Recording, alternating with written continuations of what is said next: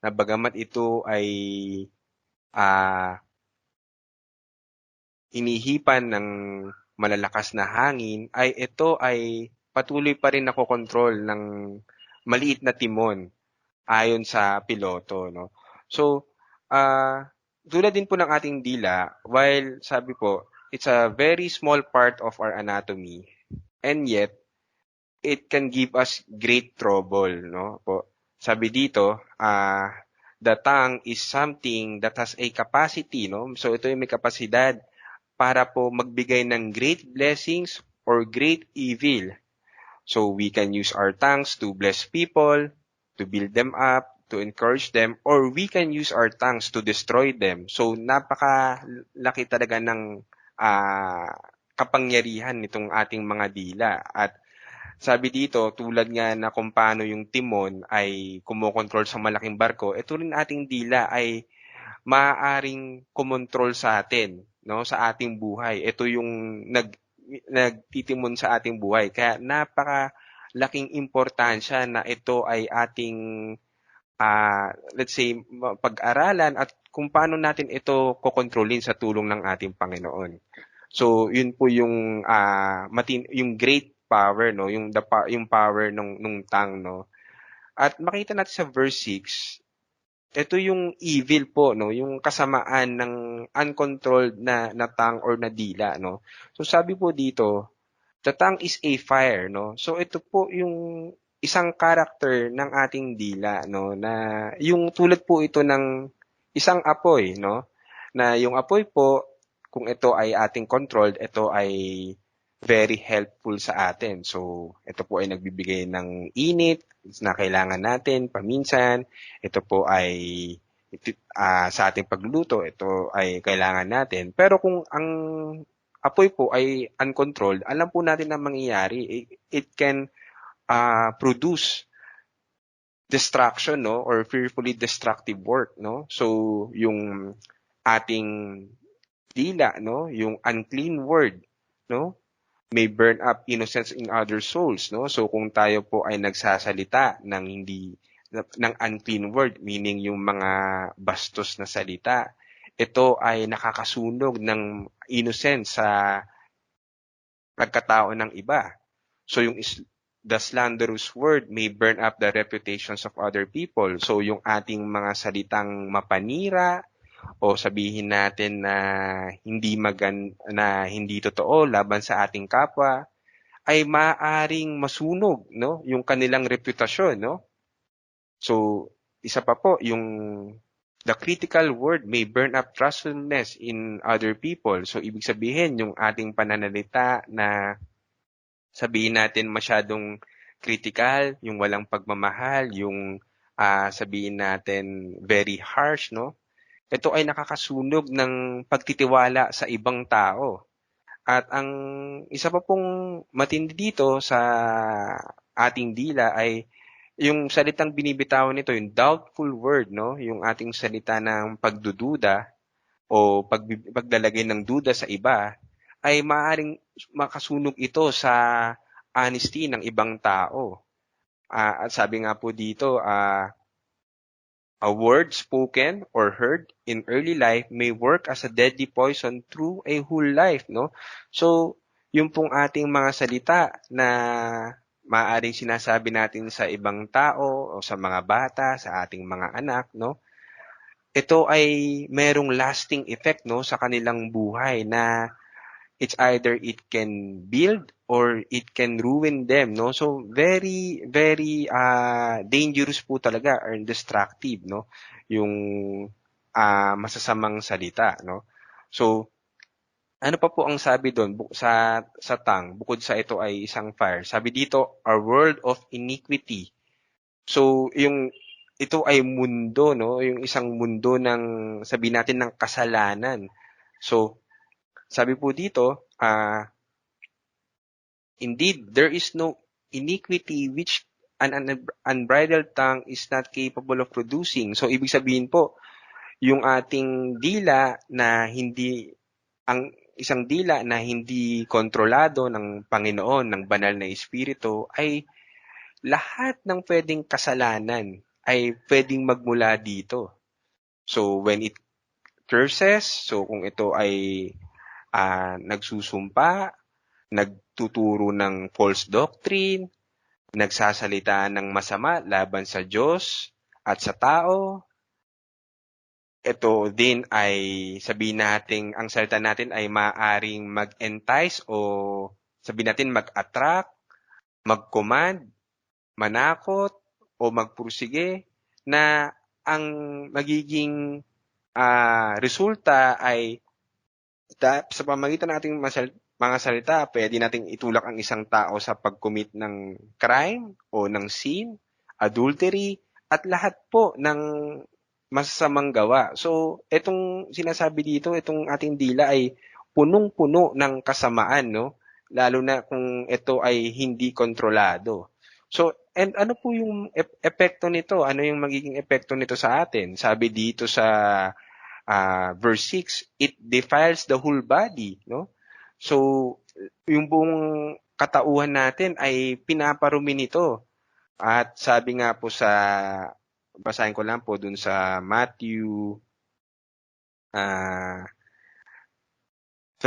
chapter 12, verses 36, sabi dito, but I tell you that every careless word that people speak, they shall give an accounting for it in the day of judgment. So, matindi yun, yung lahat ng ating binitawang salita.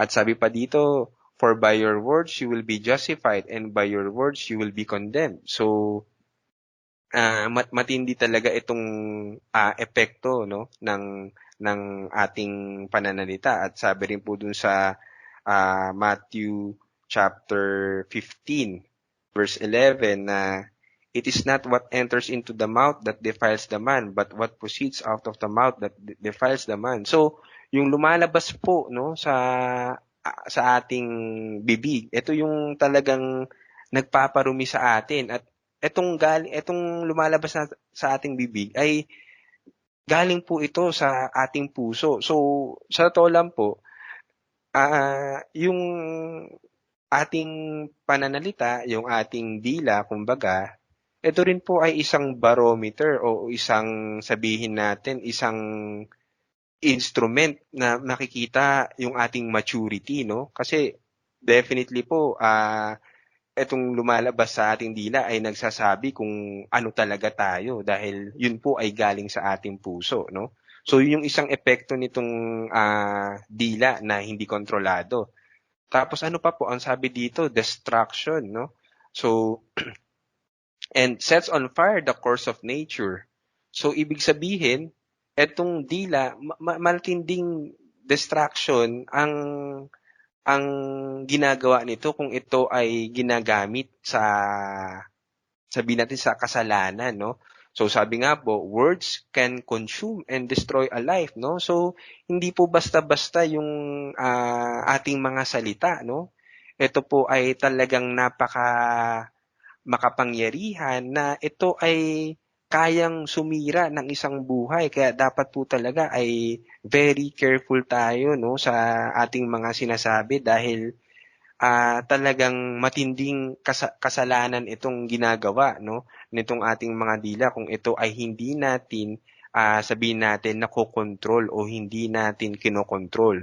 At bakit po ito ay nagde-defile at nagde-destroy? So sabi rin po dito, and it is set on fire by hell. So itong ating mga salita na hindi maganda, ang pinagmumulan din nito, bukod sa ating kasalanan, ay ito rin ay talagang from hell. Ibig sabihin, from Satan, no? Siya yung nagiging inspiration nitong mga hindi magagandang salita. Kasi alam po natin, si Satan is the father of all lies, of all deceit, no?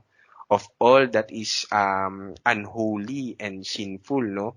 So, tulad ng ating dila, kung hindi po natin ito hindi po natin ito inihihingi ng tulong sa Panginoon, hindi natin ito inilalapit sa Panginoon. Ito ay nagiging instrumento ni Satanas upang mag-defile at mag-destroy, no? So, ano pa po ang makikita natin dito sa ating binasa? Yung verse 7 to 8, makikita natin na yung impossibility of taming the tongue or yung kaimposiblihan na sa ating sarili na tayo ay makontrol natin ang ating dila. At bakit po ito bakit po hindi natin kaya na i-tame ito sa ating sarili lamang? So sabi dito sa verse 7, it is an unruly evil. So ibig sabihin po nung unruly, unrestrained, no? Unrestrained ibig sabihin walang restrain, hindi kayang i-restrain, no? Napakasama. And it is full of deadly poison. So yan din po yung sinabi sa Psalms 140 verse 3, sa Ecclesiastes verses 10 and 11, sa Romans 3:13, no? So ito ay napaka-poisonous, no? Itong dila natin na kung hindi tayo sasama ng Panginoon ay talagang napaka-deadly, napaka-destructive at talagang ito ay maraming magiging sabihin natin na matinding consequences, matinding effects, no? Matinding evil ang dadalhin, no? So ganun ka sabihin natin ganun ka talagang katindi itong dila kung ito ay again hindi kokontrolin ng banal na espiritu.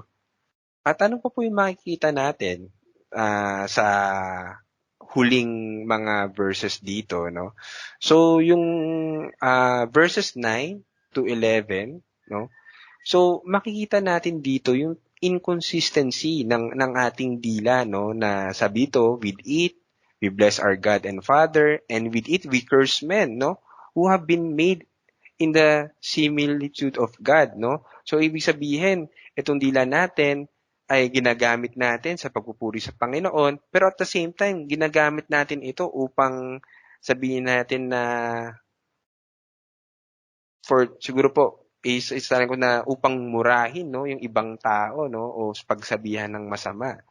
So sabi dito sa verses 10, out of the same mouth proceed blessing and cursing.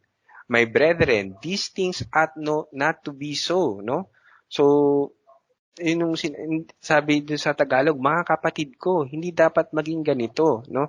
So ito po ay I think dapat nating nung i-check, no? Kasi ang sinasabi niya dito, hindi dapat maging ganito. Hindi tayo dapat maging inconsistent, no? Na kumbaga pag nasa church tayo or sabihin natin kausap natin ang ibang taong gusto natin o kausap natin ang mga kapatiran natin, ganito tayo magsalita. Pero pag sa ibang tao ay iba ang pananalita natin. Sabi ni James dito, hindi dapat maging ganito. Kasi ang sinasabi niya dito sa verses 11 at 12, pag pumunta tayo dito, ay yung bang, kumbaga, kung bang ikaw ay isang bagong nilalang na sa ating Panginoon, isang Kristiyano ba, ay maaari bang, di ba, na patuloy pa rin na kung magsalita tayo ay tila hindi tayo Kristiyano? Hindi, sabi niya, hindi dapat maging ganito. So, ang makikita po natin dito, kailangan i-check din po natin yung ating mga sarili sa tulong ng biyaya ng ating Panginoon na paano po natin ginagamit ang ating dila? Paano po natin ginagamit ang ating pananalita? Ito po ba ay ginagamit natin upang mag-build up ng mga tao? Ito po ba ay ginagamit natin upang mag-bless ng mga tao? Makatulong sa mga tao? Mag-encourage? O ito po ba ay ginagamit natin na sa sad to say, nagbibigay ng kahihiyan sa Panginoon? Ito po ba ay ginagamit natin upang mangmaliit ng tao?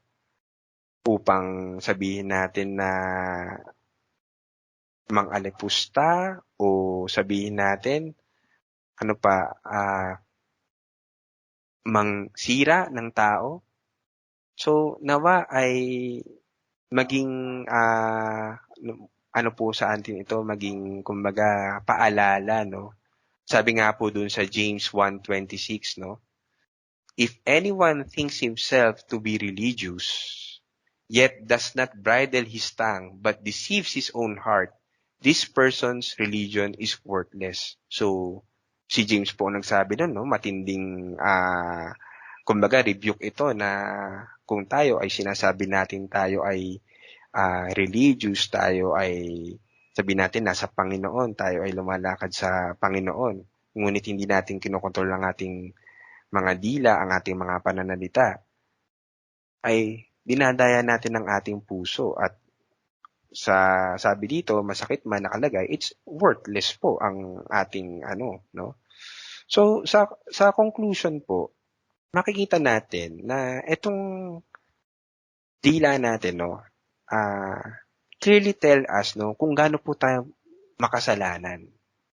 So pinapakita nito itong dila natin ang siyang nagbibigay ng realization sa atin kung gaano tayong makasalanan, gaano merong pollution sa ating puso, gaano merong deceitfulness sa ating puso, at gaano natin kakailangan ng saving grace ng ating Panginoon upang makontrol po natin ang ating dila.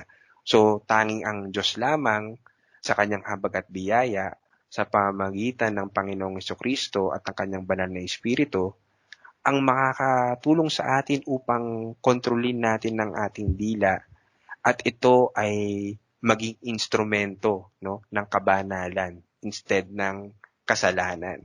Kaya nawa sa gabi pong ito, makita po natin ito at manghingi tayo ng habag, manghingi tayo ng biyaya, manghingi tayo ng kapatawaran sa ating Diyos upang tayo ay let's say makawala mula sa kapangyarihan nitong uncontrolled na tongue natin o na pananalita.